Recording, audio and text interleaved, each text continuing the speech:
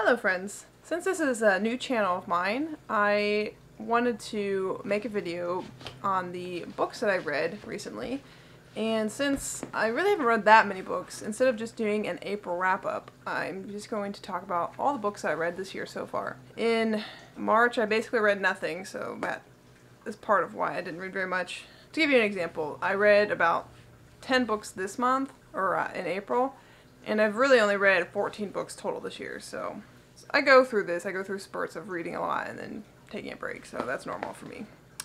I'm gonna go in order of the books that I have read. So the first book that I finished this year was called Wyrd Sisters. It's one of the Discworld books. This year, so far, I've read 5 Discworld books, so you'll be hearing that quite frequently in this video. Wyrd Sisters is the second book in the Witches subseries. A lot of people really like the Witches series, so mainly because it's got Granny Weatherwax in it and she's super cool. The premise of this one is a group of 3 witches, including Granny Weatherwax. They get together sometimes just to do witchy stuff, but then the current ruler doesn't really like witches and he's kind of like targeting them. So they are on this little mission throughout the book to reinstate the true king. So the world is very humorous and has a lot of satire and references to our current reality, so it's a good time. The next book that I read, or at least the next book that I finished this year, was Act Your Age, Eve Brown by Talia Hibbert. I'm sure that's not a unknown book to everybody. I think everyone has heard of it. I will say I have read all 3 of the Brown Sisters books, and I think this is my favorite one. The romance is just super intimate and super real feeling. Obviously it's a little exaggerated because it's a romance, but that's fine. This is like a enemies to lovers type of situation, but it's not unrealistic. It's not like outrageous or anything. And Eve is super cute. She's just like very free. She likes to sing a lot, so that's a fun aspect. And then the love interest, Jacob, is like super detail oriented, so they like clash on that. It's like she, you know, is not detail oriented. She just goes with the flow and he's just like, but they end up working really well together, as you can imagine, by the end. I would definitely recommend that one. That one I gave 5 stars because it's just so good. The other Brown Sisters are good as well, but this is just, in my opinion, even better. The next book that I finished was Warbreaker by Brandon Sanderson. I have not read the Stormlight Archive series yet, but I was recommended reading this first just because it's in the same universe and it's, you know, kind of a standalone. There's going to be a sequel eventually, but it kind of works as its own for now. And it's kind of like a romance, almost a fantasy romance, which I really liked. Warbreaker is the story of 2 sisters who happen to be princesses. The God King, one of them, has to marry a lesser god who doesn't like his job, and the immortal who's still trying to undo the mistakes he made hundreds of years ago. So yeah, basically the older sister being prepped to marry the God King, who in her land is viewed as like horrendous and brutal and, you know, a terrible person or god. But then a little twist that their father does, for whatever reason, he sends the youngest sister instead. And she's like caught off guard completely and is very afraid. She never took anything seriously before because she's just the youngest, so she's like, there's nothing important about me. But then she becomes very important, and so she enters into this marriage with this mysterious God King, and she's not really sure what to do because she's not supposed to like look him in the eye, she's not supposed to speak to him, like no one's supposed to speak to him, and it's like there's like some politics with this land that she lives in now, and you're kind of trying to figure out with her like what's going on and all that. Without giving like any spoilers, the God King is not exactly what she expected, and it's pretty interesting and fun to watch that unfold. And then the lesser god that they're talking about is one of my favorite characters. His name is Lightsong. Basically, the gods are people who have died that almost magically come alive again, and only a select few people does this happen to, but since it happens, they're treated as gods because that means they have like some sort of mission or moral to impart on the population. So, and also the premise with these lesser gods is that, or even the God King himself probably, but these reborn people are able to give their life to one person to like heal them or solve their problem, but they can only do it once. So it's like they have the ability to really impact something, but like they can only do it one time, so there's this dynamic there that's pretty interesting to watch. This one was also 5 stars for me. I wasn't surprised because I really love Brandon Sanderson. The Mistborn series of his is one of my favorite series of all time. So yeah, I'm really excited to start the Stormlight Archive. I just haven't yet because it's so large, but whatever. The next book that I read after that is called Lifepass. It was a self-help book, but it's by Payal Kadakia, if that's how you say your name.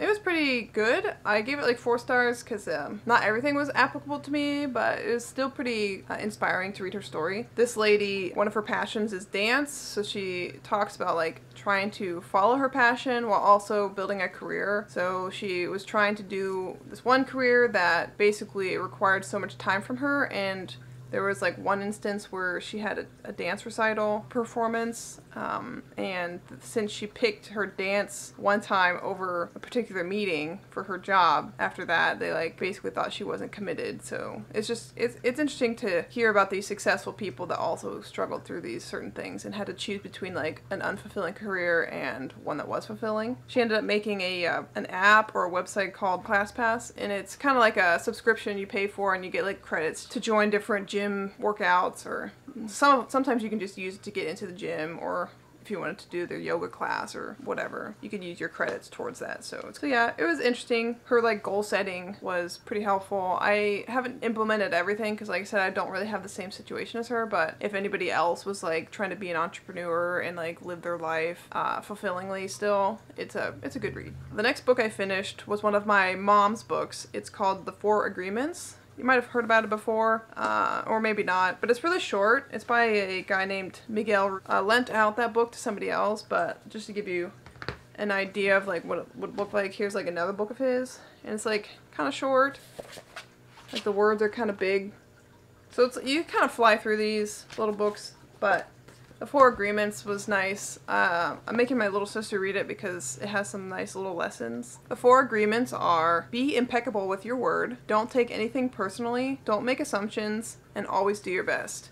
So they're pretty simple ideas, and he just explores those more in depth with each chapter, but they're still really short, so it's not like overwhelming. Like some people would take this concept and make like a 300-page book, which is just ridiculous. So yeah, I mean, they're just like good life lessons in general, and if you can like try to implement them in your life, I think everyone would do a little bit better than they are currently. After that, I read a book called Guards, and that was another Discworld book by Terry Pratchett. This is the start of the Watch subseries. So Night Watch is a very popular Discworld book, and this is like the prequel to it. Basically, you have the Night Watch in here, but they're like basically useless because of the way the politics are working in Ankh-Morpork at the moment. Basically, the like Thieves Guild runs everything, which is like fine. It like works. They're limited to like the amount of thieving they're allowed to do, and then also people who aren't in the guild, if they try to steal from people, then the thief guild like gets involved and like eradicates them basically. So it's like controlled crime. In this world it like works, I guess, but the leader of the Night Watch is called Captain Vimes, and he's like a drunkard and like depressed because his job basically means nothing, but he gets to like redeem the watch because of this dragon that appears out of nowhere. And so like this dragon, which, you know, nobody has seen a dragon in so long because they're technically extinct. The adventure to like figuring out where the dragon is, why the dragon appears, and then at one point the dragon like takes over the kingdom. So like it's just really fun. But yeah, this is one of my favorite Discworld books so far. After that, I finished reading a book called The Shadow of the Torturer. It is the first in a series called The Book of the New Sun. Basic premise of the first book is there's different guilds, and we're set in like an Earth. You get the idea that the civilization had gotten really advanced for a while, and then like must have suddenly like died off, or like some tragedy must have happened and most people died, because there's like technology that these people live around but they don't actually understand, which is intriguing. But in this, I guess, post-apocalyptic world, there's like different guilds. So like our main character is in the Torturers Guild. So basically people are brought to the Torturers Guild from other guilds probably, and either tortured for information or just threatened to torture to get back at somebody else. There's a lot of politics and dynamics to the Torturers Guild, but they do treat the prisoners well, at least for a while. Like our main character eventually is helping to take care of this one lady who has a high standing, and you know, he brings her books. If she wants like better food, he brings her food. She even requests that somebody talk to her sometimes, and they pick the main character to talk to her. So he kind of falls in love with her, and then like eventually she does get tortured and he takes pity on her, and so he basically gets like exiled from the guild. And that's not really a spoiler, it's in the description. After that initial betrayal of his happens, then you watch him go on with his life. He's going to a new job far away, so he gets like exiled from everybody he knows. He gets moved far away to be a torturer for the city, but he has to get there, so you kind of follow like all his dramas as he gets there. And there's kind of a lot that happens and a lot of subtleties that happen. There's like allusions to like aliens or spaceships, but you like don't always pick up on it. It's kind of cool. I definitely recommend it. I obviously am not done with the series yet, but I am expecting good things from it. And then the next book that I read is a romance. It is called Written in the Stars. It was recommended by the Book Leo on YouTube, and I kind of respect her romance recommendations. But this one's really cute. It's the two main characters are ladies. The first main character, her name is Ellie Jones, and she's like an astrologer, and her family wanted her to be like, you know, something more important than that. So there's that dynamic of her parents not really approving what she's doing, but Ellie is actually doing a pretty good job. She's making she has like this deal to have like this dating app kind of thing with astrology, and so she's actually doing pretty well. It is a fun job to read about. And then the love interest, Darcy, she works with numbers and profit reports and stuff like that. She doesn't really believe in astrology. She thinks it's woohoo. She also doesn't even want to date, but her brother is kind of forcing her to get out there because she got hurt a long time ago from an ex, and she kind of has cut everybody out from her life like that, and he's trying to get her out of her shell, and he's kind of annoying about it. So he sets her up on this blind date with Ellie, and it kind of goes terribly. Later on, her brother tries to set up on another date, and Darcy's like, actually, I'm gonna hang out with Ellie again, even though they had a terrible date. So then it's kind of like a fake dating trope. So she calls up Ellie, say, hey, can you pretend to be my girlfriend for a while so my brother can leave me alone? And they kind of do that for a while, because also Ellie wants to impress her parents, showing that she can also hold a relationship with somebody who has a really nice job in their opinion. So it's really cute. There's a lot of heartfelt moments. It's nice. I like it. So that one, I think I gave 4 stars. I mean, it's hard for me to give a romance 5 stars, but it's definitely worth 4. The next book is another Discworld book. It's called Sourcery. This is one that I kind of skipped for a while because I just wasn't feeling it for the longest time. It is the 3rd book in the Rincewind series, which the Rincewind is a wizard that doesn't know how to use magic at all. So he's a wizard still, but he doesn't do magic hardly ever. And when he does manage to do magic, it's a surprise to him. So it picks up from where the previous book kind of left, but also the main premise is that a sorcerer is born. So a sorcerer is only born when there's an 8th son of an 8th son. And the wizard that birthed sorcerer kind of had a thing against all the wizards, so he kind of cursed his son in a way to make it so that he would basically take over the whole world and make these wizards pay. He wants his son to rule the world and be the top dog. But there's a lot of terrible things that happen because of this. And Rincewind, being a coward and terrible at magic, somehow has to, through our eyes at least, to save everything somehow. It's fun. Right after I finished Sourcery, I read the next book in the Rincewind series, and it's called Eric. This one's a lot shorter, and it was really fun. So at one point in Sourcery, Rincewind gets trapped in this particular realm, and in Eric being a demonologist, accidentally summons Rincewind, and then Rincewind is tied to him because of this spell that basically happened. And it kind of has to do what Eric wants, and they get into all this trouble, and he has to fix the problems so that he can be eventually released from Eric. It went by really fast because I thought it was fun. I think it would have been a drag if it was really long, but it being shorter was a lot more fun. And Eric is goofy. Eric is a demonologist, but he's also a child, a really young child. So yeah, their dynamic is really fun together. And then yet another Discworld book I read next was called Reaper Man. I kind of talked about this in my first vlog. Reaper Man is the 2nd book in the Death series, and Death is a really beloved character. He's a skeleton, he loves cats, and he doesn't understand emotions because he's deaf. But he's really endearing at the same time, somehow. In this book, he basically gets fired, and while he is away, people basically can't die. So like they die, but then like they either stay around as ghosts or they basically come back as zombies in a way. And there is like a particular old wizard that this happens to, and so he's one of the main characters, and he's funny. But then the other subplot is Death goes to like this rural town where he gets employed as like a farm help, and he's just kind of like exploring what it means to be alive, and he mostly fails at figuring out, but it's also he like discovers certain things. He's like, oh wow, I didn't know that people felt like this. Like for instance, there's like this clock that's really loud in the lady's home, and since he has a limited amount of time to be like trying out this living thing, he like hates it because he's like now thinking about time, where before he never even thought about time because he could do whatever he wanted. He could travel quickly, and time didn't mean like anything to him. So it's really fun. I like to seeing more of Death, and like even though he isn't supposed to have a personality, he does, and that's fun to watch. And then a book that I recently picked up that I talked about in my last vlog is called Lilith. It's by J.R. Salamanca, and like I picked it up because it was in the horror section, and I'd been wanting to read horror, and it seemed really creepy. It has this really creepy cover that's all like torn up because it's pretty old. It's like from the 60s. The plot is set in the 40s, but I'm pretty sure it was written in the 60s. I was expecting something creepy. It's basically about this guy who starts working at an insane asylum, and he meets Lilith, who has this like really in-depth delusion about herself, and in her delusion she has like her own language, and she has these people that visit her randomly. They're not like physical people, I guess, but they're like really beautiful, and she has, like I said, her own language that she made up, but in her mind they taught it to her. And she's also really artistic. She weaves a lot and she paints, so she's like a really cool character.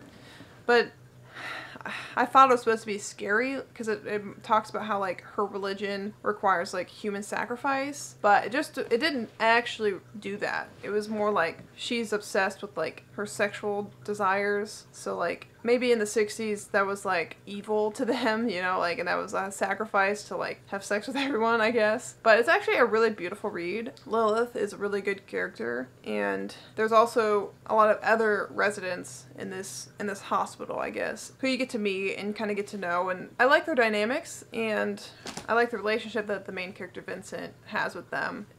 Sometimes he's not a really lovable character, but I guess he's realistic in a way. It's a really good read. It's just a slow read, and I kind of wish it had been sold to me as like a literary fiction with like just a little, I mean, there's a little bit of creepy aspect, but that was, I don't know if that was just because I was expecting to be creepy because it was in the horror section, but I really actually liked it, and it's made me think a lot. I did also watch the movie that exists.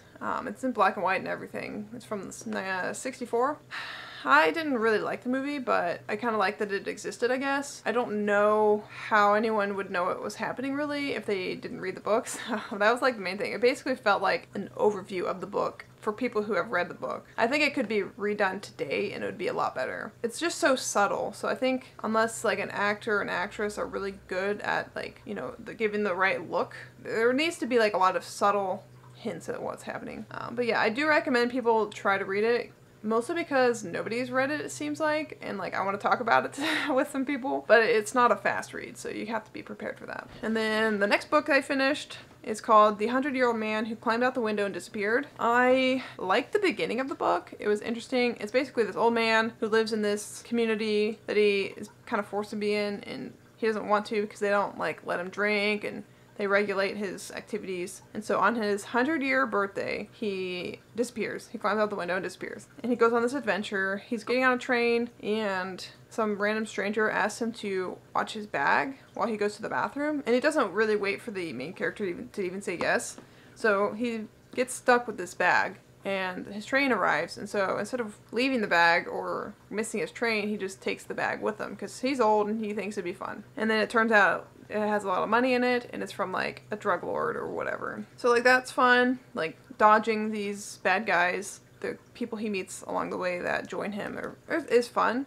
And then the rest of it gets kind of boring. It's like when he was younger, using his skills at blowing things up to affect certain historical events, and he meets like all these famous people, like the president and like Stalin and like all these people, which is also a little fun. It's just it went on too long for me. I wish that they had barely talked about his past and just did the current events, because that was more fun. And then the ending was just it dragged for me. So I gave it 3 stars to be generous. Honestly, I didn't even like it that much, but I did enjoy the beginning, so that's fine. It's not, some people probably would really like this book. It's just, for me, it was a little boring. And then the last book that I finished so far this year is called The Thursday Murder Club. I just did a vlog specifically around the Thursday Murder Club, which I can link so you can watch that if you haven't already. It was really fun. You meet like all these old people in this retirement community that have like super interesting personalities. So like you have Joyce, who was a retired nurse, and you get her first person POV through like a journal that she's writing. And then Elizabeth, who like has all these crazy connections and can find out information in mysterious ways, probably illegally, but that's fine. It's fun.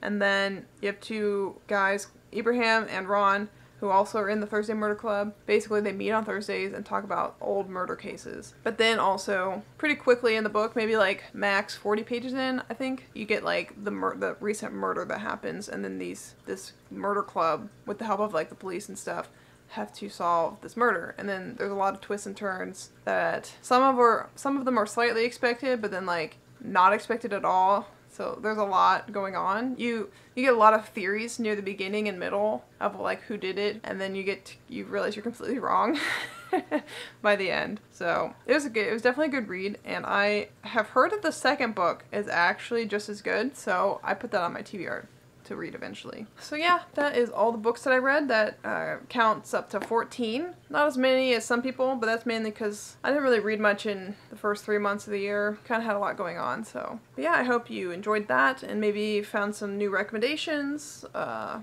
whatever. But if you want to join in on like the Discord buddy read, I'll leave a link to the Discord server below that I'm in. So yeah, I'll see you guys next time.